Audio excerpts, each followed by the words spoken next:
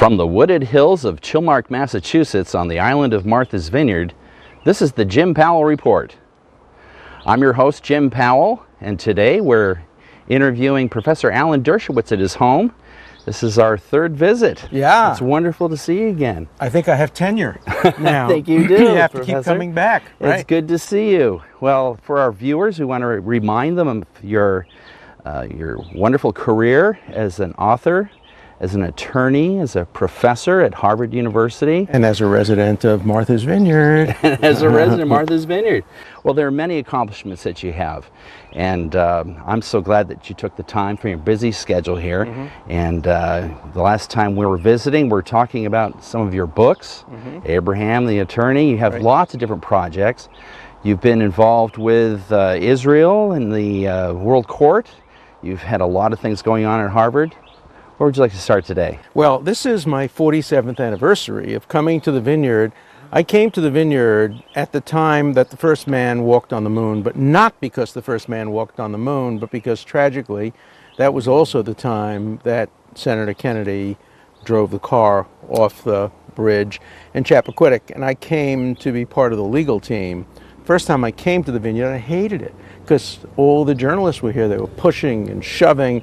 The Kelly House became kind of the headquarters in Edgartown, and I swore I'd never come back to this place. Of course, the next year I came back, rented a house from Tony Lewis, the great journalist, and I've been coming back pretty much every year since. Ever since the island has grown in notoriety worldwide for all the different, the Kopechne case, the Chappaquiddick. But we were very lucky because we bought the house that we're sitting in now just before President Clinton and hopefully future President Clinton, I'm giving away my biases, came to the island, and real estate was still affordable. I think once the Clintons came, there was a big push upward. Don't think we could have afforded to live in this beautiful home. Yeah, we certainly felt it, and what a beautiful home it is up here in the Chilmark Hills, and it's a great place for you to reflect and relax after all your... And I write every day. Yes. I get up 7 o'clock in the morning, and I work straight from 7 till 11:45.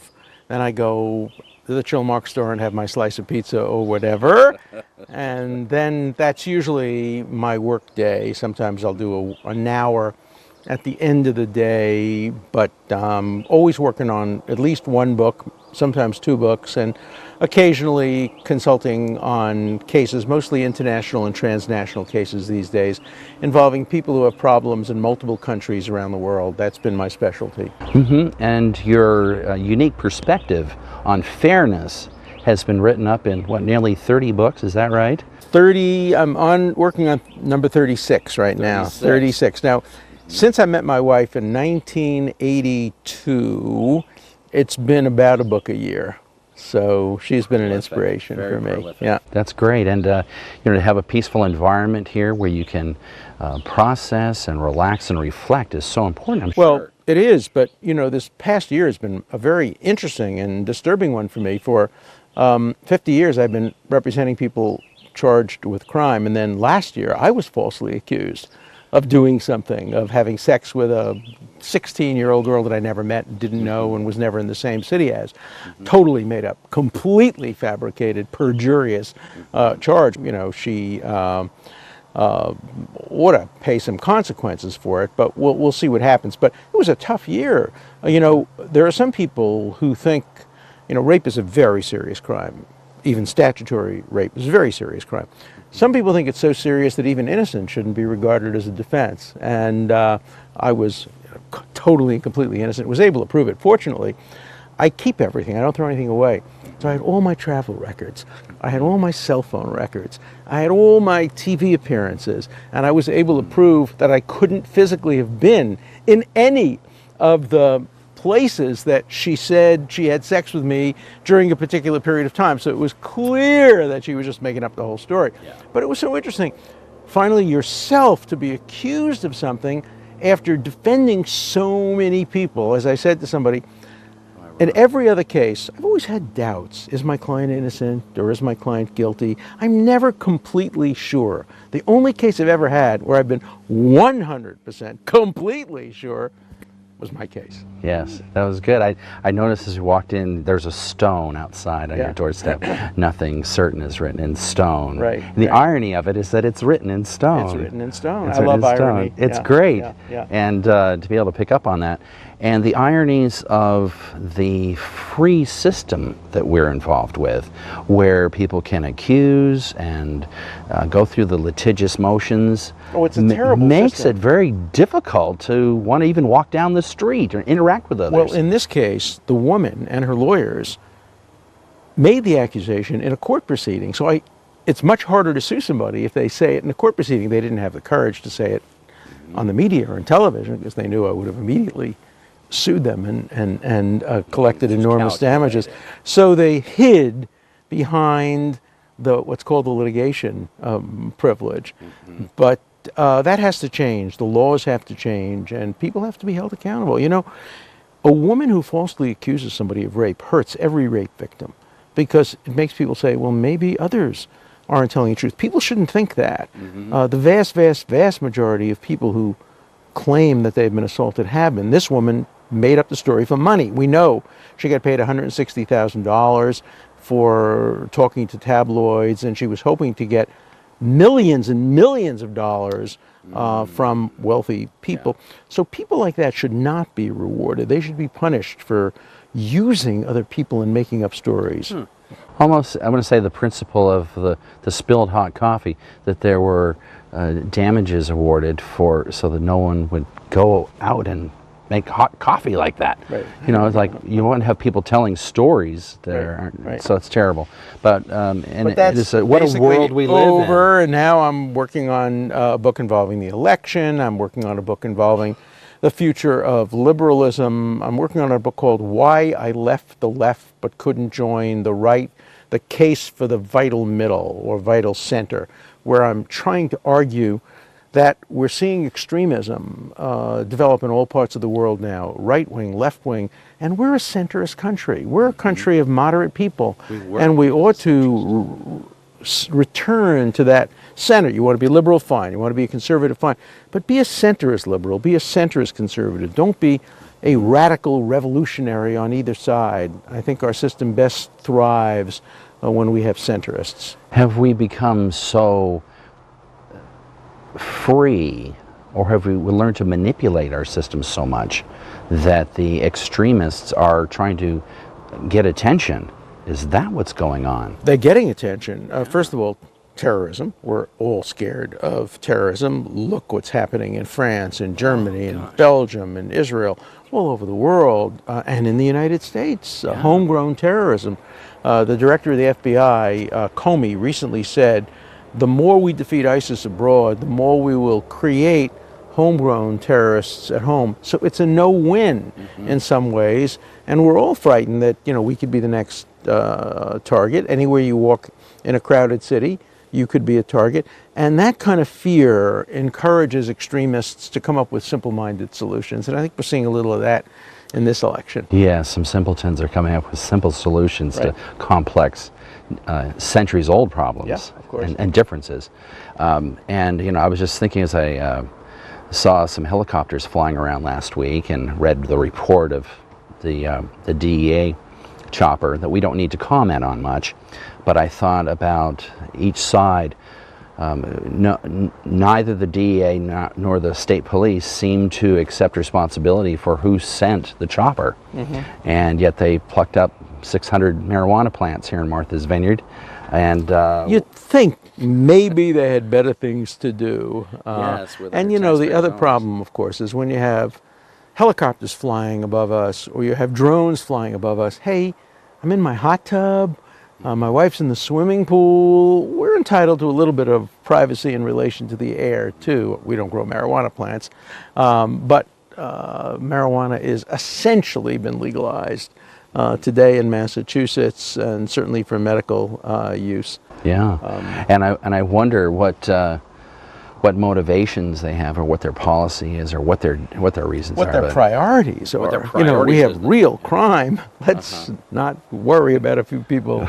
And then most of it's coming in at the ferry. And I am talking from the point of view of somebody. I'm 78 years old, and next month I have never tried marijuana.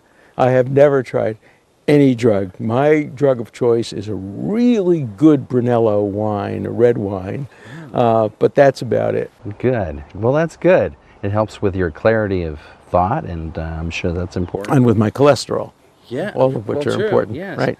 So the issues of today have included upsetting ones and nerve-wracking ones, but there's one thing I love about coming back to the island is that if I shut the television off and go to Lucy Vincent or Lambert's Cove Beach, Right, yep. that everything in the world seems to come back in focus. Whether I'm by myself or with family or friends on the beach, everything seems to come back in focus. You're absolutely right. And I take a walk on Lucy Vincent pretty much every day. Fortunately, I have the best relation with boats. Don't own one, but have friends with them. Just came back from Where'd you go? going, just Quitza Pond and a little bit out into the ocean. We went around and saw the Gayhead Cliffs. Gayhead Cliffs, viewed from the ocean or the sound, may be one of the most beautiful sights in the world. I agree. In the world. And I've been to beaches all over the world. There's nothing like the Gayhead Cliffs beach. That's right, and a lot of people say that the colors of Turkey, the colors of the soil and land there, the buildings, are outstanding. But I agree with you, and that must be why the British sailors, when they were sailing around the western end of Martha's Vineyard, looked at those colorful cliffs And got distracted. and said, look at those gay, bright cliffs, Gayhead Cliffs. I didn't realize that was the origin. Yes, Okay, that's how it happened. right. And the second lighthouse keeper on Martha's Vineyard, actually on the eastern end, Matthew Mayhew, a relative of mine. Oh, of course, yeah. We have old whaling logs. And, Okay, you know what I have? I owned the newspaper from 1798 that published the law signed by President John Adams authorizing the building of the Gayhead Lighthouse. Wonderful. Yeah. That is a wonderful document. Yeah.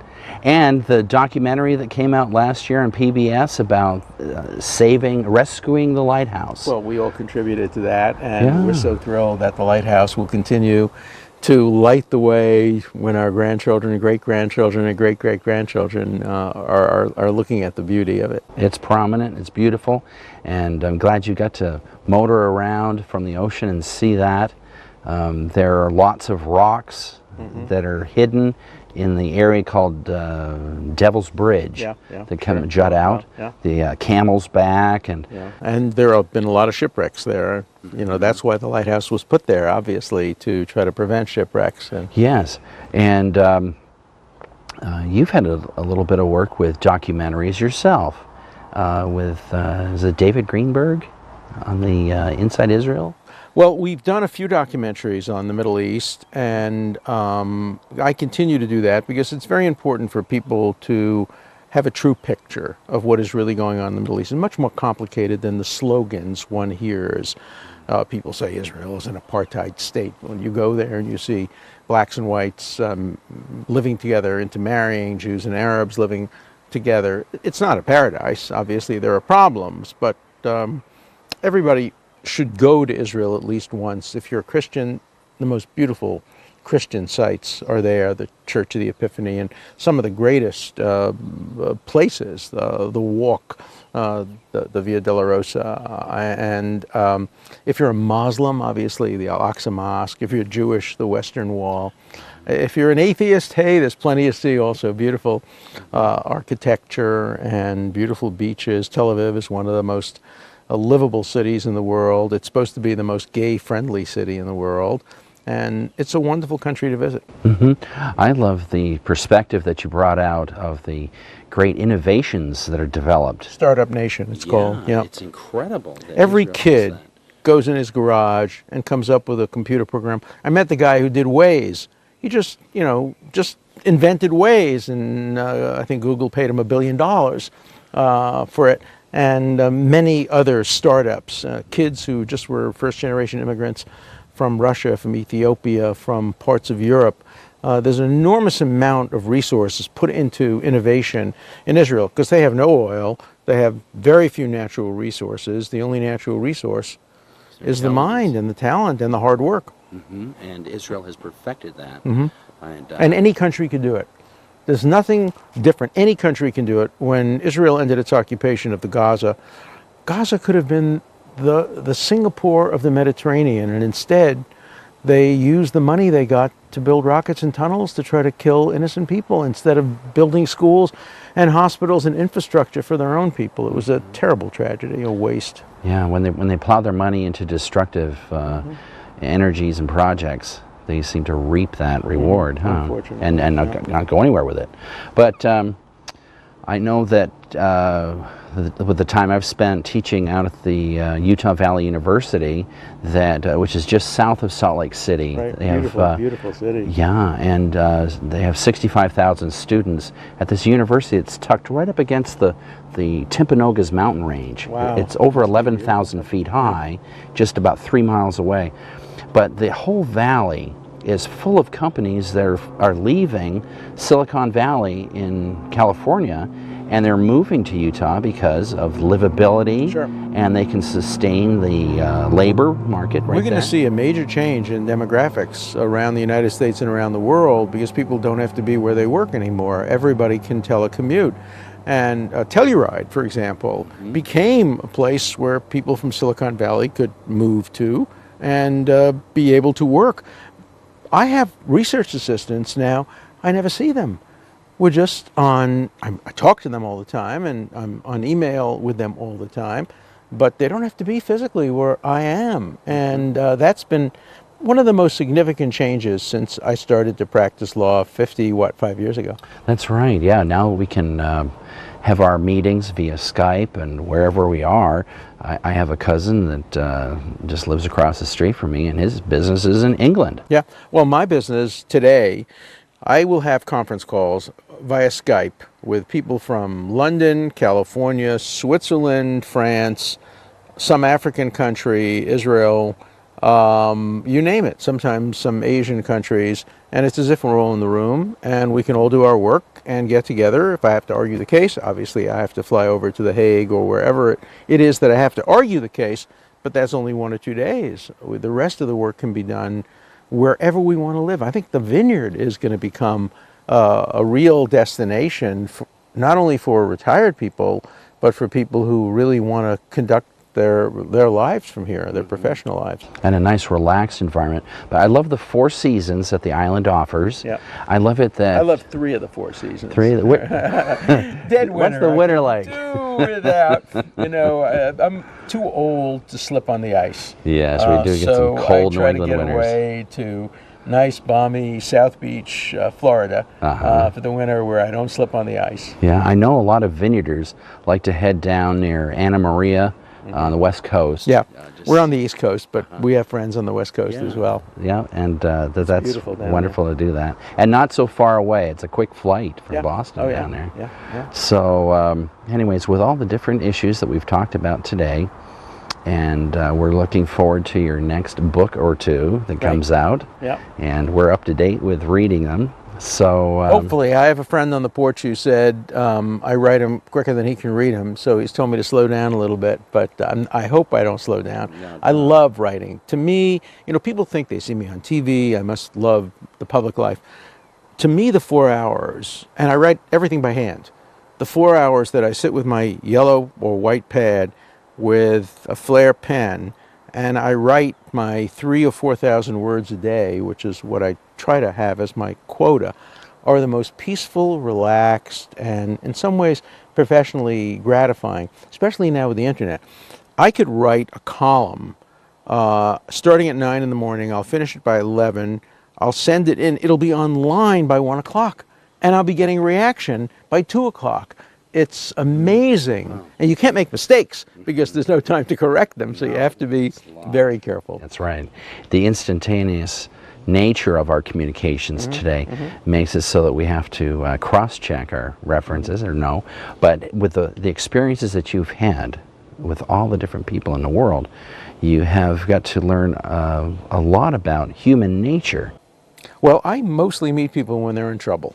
And you learn a lot about people. I usually meet very famous, often very wealthy, prominent people at the lowest point.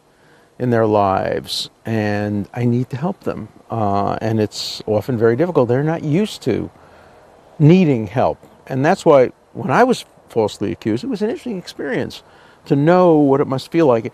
In some respects, it almost completed the experiences of my career. I'm much more empathetic now with people who are accused. I'm much more open to the possibility they've been falsely accused, although not all of them have been falsely accused. But I meet people at a low point in their lives. I also obviously meet politicians and others. Hillary Clinton's coming to the Vineyard. I will meet her. When President Clinton comes to the Vineyard, we've spent time with them over the years, and we remember Chelsea since she's this high. So, you know, this has been one of their places of relaxation. President Obama one summer lived right there over the bushes, just literally less than 50 yards from here. We would hear the kids splashing in the water. So this has become a vacation place of choice for some of the most prominent people in the world. And, you know, you're fortunate to get to meet some of these people. Yes, and to have an influence. But I like it that you brought out the point of empathy, because even though you had successfully lived your life through that you actually peeled or added another layer to the onion. Well, you always add layers. Somebody was quoted as saying, I want to die young, but very late in life. And I'm going to use that as, I think, a standard. Obviously, I want to live for a long, long time, but I want to remain young. One of my great thrills, I was a basketball player as a kid. I played high school varsity basketball, and when we had this house, my wife built a half-court basketball court in the backyard. And I have a 21-year-old grandson who plays club soccer for Harvard. He's a fantastic athlete. I can still beat him in horse because I still have that corner jump shot that he can't make, and I can still make that corner jump shot from the time I was in high school. So as long as I can make my jump shot, I'll remain young. I told my wife, never pull the plug on me. As long as I can make my jump shot and enjoy chocolate, enjoy corn. For me, one of the great national holidays is when island corn is made available for the first time. It was this week. That's right. And I have had, I think, 11 corns since Saturday. I love You got me beat by 9. Oh, yeah, no, it's fantastic. About 6 years this afternoon at Green Farm. Well, Professor Dershowitz, it's great meeting with you and Likewise. sharing your thoughts and your anecdotes, and I hope you enjoy the rest of the summer, and there'll be some great birthday parties coming up right nearby here. Yeah. Well, and, I'm having my birthday party soon, and this weekend my 3 children are coming up to spend the weekend here, so good. It all comes together. Nice. Yeah. Thank you so much for meeting with us Thank today. you. Always Take a your pleasure. time. Keep doing good very things. Much. Thank you. Thank you. And thank you very much for watching this episode of the Jim Powell Report. I've been speaking with Professor Alan Dershowitz here, and we look forward to seeing you again real soon.